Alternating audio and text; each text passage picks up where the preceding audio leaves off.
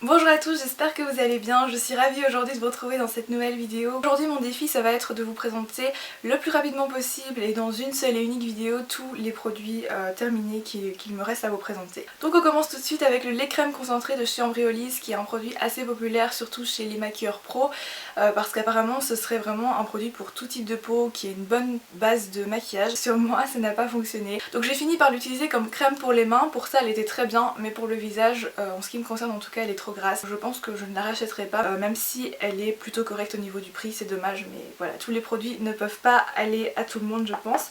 Ensuite j'ai la crème Day Wear de chez Estée Lauder que j'ai beaucoup aimée au niveau de l'application parce qu'elle est très agréable, elle a une odeur de concombre très frais et donc c'est frais et reposant à la fois.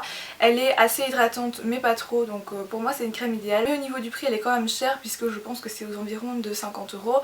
Du coup je pense pas la racheter, en tout cas pas pour le moment parce qu'elle n'est pas non plus incroyable, c'est juste une bonne crème pour le visage. Je pense que des crèmes comme ça en fait il y en a déjà beaucoup sur le marché et j'ai envie de tester d'autres choses aussi mais elle est quand même très bien, il n'y a rien à dire. De toute façon avec Estée Lauder honnêtement je suis rarement déçue. Encore un autre produit de chez Embryolisse, c'est l'émulsion Hydramat. Donc puisque celle-ci je la trouvais trop hydratante, j'ai acheté cette crème-ci. Et en fait celle-ci elle n'a pas fonctionné encore une fois décidément. Je sais pas ce que j'ai avec ces produits mais ça ne fonctionne pas sur moi, mais alors pas du tout en fait. Elle est censée donc matifier la peau et en même pas une heure ma peau brillait à nouveau. J'avais l'impression que c'était l'effet contraire en fait, qu'elle brillait encore plus que d'habitude. Ça pourrait vous convenir à vous, là c'est juste vraiment mon idée, mon avis personnel plutôt. Et voilà, ça ne fonctionne pas sur moi donc c'est dommage mais c'est comme ça. J'ai également terminé ou presque le fond de teint Color Stay de chez Revlon. C'est un des fonds de teint les plus couvrants que je connaisse au niveau des fonds de teint de supermarché. Donc il coûte vraiment pas super cher, je pense que c'était 13-14 € pour un flacon, j'arrive pas à l'ouvrir. Bon j'arrive plus à l'ouvrir mais il n'y a pas de pompe à l'intérieur donc c'est pas très pratique d'utilisation mais le produit en lui-même je l'ai trouvé vraiment très bien.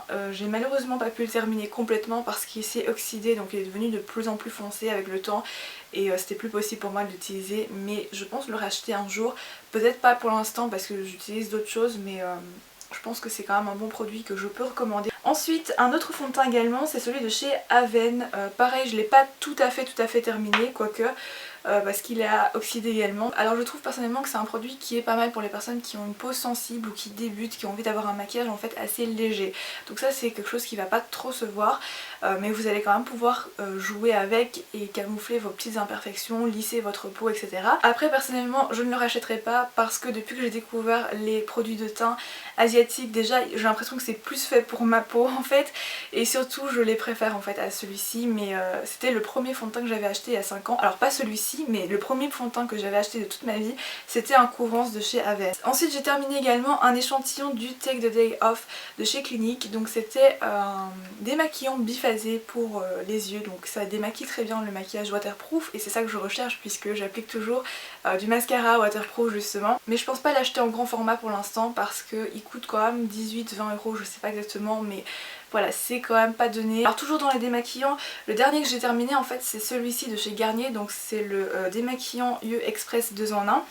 Et celui-ci je l'ai beaucoup aimé puisqu'en fait je l'avais déjà racheté, c'est le deuxième que j'ai racheté ici et que j'ai terminé il y a quelques jours maintenant. Je l'ai vraiment beaucoup aimé. Il est pas trop cher, il coûte aux environs de 4-5 € et en plus il est facilement trouvable dans les supermarchés, dans un drugstore etc. Le seul petit souci en ce qui me concerne c'est qu'il descend très vite. Je suis obligée de mettre quand même pas mal de produits sur le coton et c'est sûr que c'est celui que je vais racheter la prochaine fois puisque je déteste celui que je suis en train d'utiliser en ce moment mais vraiment je regrette complètement de l'avoir acheté. Également ceci c'est un après-shampoing pour les cheveux de chez Kiehl's et je trouve qu'on parle pas assez en fait des produits pour les cheveux de chez Kiehl's qui sont pourtant très bien. Et donc celui-ci c'est le Amino Acid. J'ai également terminé le shampoing j'ai jeté l'emballage parce qu'il était trop grand mais ce produit-ci je le trouve très bien. Au niveau de la composition déjà il n'y a pas de silicone ni de parabènes donc c'est très intéressant et il est très bien, enfin il va pas non plus vous faire un effet waouh j'ai des cheveux de star quoi mais par contre il va bien laver vos cheveux, il va respecter surtout le cuir chevelu. Pour moi c'est très important parce que j'ai un cuir chevelu extrêmement sensible et avec ça j'ai aucun souci, ça sent très bon la noix de coco. Je pense que je le rachèterai mais pas tout de suite parce que j'ai énormément de shampoing à terminer. J'en ai reçu beaucoup en fait à tester donc du coup il faut que je fasse ça avant. Mais je le rachèterai c'est certain. Alors ensuite j'ai également terminé une laque, c'est la laque Elnet de chez L'Oréal qui est très connue, c'est également une des plus utilisées par les professionnels de la coiffure et je vous assure ça tient vraiment super bien, même plusieurs jours. Par contre cette Laxi, je déteste l'odeur, je pense qu'il y en a beaucoup qui le savent, c'est une odeur assez particulière. Si vous en avez à me conseiller n'hésitez pas, mais pour l'instant c'est la seule qui me satisfait vraiment. La crème pour les mains de chez Aven, c'est la Cicatrifat spéciale pour les mains. Je l'avais utilisée surtout après mon opération pour enlever donc la cicatrice que j'avais au niveau de la main. Elle n'est pas totalement partie, mais je sais qu'elle partira pas complètement, mais c'est très bien estompé. Donc je suis super contente de ce produit-ci. Je pense que je l'avais déjà conseillé dans une de mes vidéos favoris et voilà, mon avis est toujours le même.